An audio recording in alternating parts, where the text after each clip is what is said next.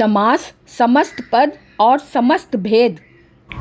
आज हम यहाँ पर समस्त पद बनाकर उससे संबंधित समास का नाम बताएंगे और लिखेंगे। तो आप ध्यान से देखें, यह पहली पंक्ति में लिखा हुआ है श्वेत वस्त्रों को धारण करने वाली, अर्थात इस विग्रह के अनुसार यह बनता है बहुब्रीहि समास और इसका समस्त पद बनेगा श्वेतांबर, क्योंकि यहाँ पर धारण करने वाली लिखा है। इसके अनुसार बताया है कि यह सरस्वती देवी की ओर इशारा कर रहा है, इसलिए श्वेतांबर और बहुब्रीहि समास। और दूसरे में लिखा है ध्यान में मग्न, क्योंकि यहाँ पे में कारक चिन्ह दिया हुआ है, अर्थात यह ध्यान मग्न इसका समस्त पद बनेगा। और अधिकरण तत्पुरुष है, क्योंकि इसमें में तत्पुरुष लगा हुआ है। घड़ी घड़ी अर्थात हर घड़ी, घड़ी घड़ी जो 2 बार लिखा होता है ये अव्ययभाव समास में होता है, तो इसका समस्त पद बनेगा हर घड़ी और अव्ययभाव समास इसका भेद है।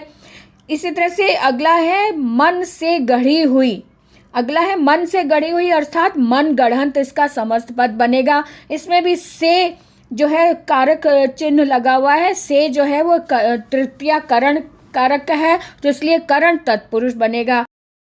और आगे है संसार रूपी सागर अर्थात भव सागर, भव सागर इसका समस्त पद है और इसलिए कर्मधारय समास बनेगा, क्योंकि रूपी इसमें दिया हुआ है, रूपी के कारण कर्मधारय समास इसका भेद है। अब अगला 8 अध्यायों वाला, अर्थात यहाँ पे संख्यावाची विशेषण दिया हुआ है, इसलिए अष्टाध्यायी इसका समस्त पद बना, क्योंकि यह संख्यावाची है इसलिए ये द्विगु समास बनेगा। द्विगु समास इसका भेद है क्योंकि ये 8 अध्यायों वाला है, अर्थात संख्यावाची विशेषण वाला है। अगला देखो आत्मा पर विश्वास अर्थात आत्मविश्वास, आत्मा पर विश्वास, पर जो है चिन्ह लगा हुआ है, इसका मतलब यह अधिकरण तत्पुरुष बना।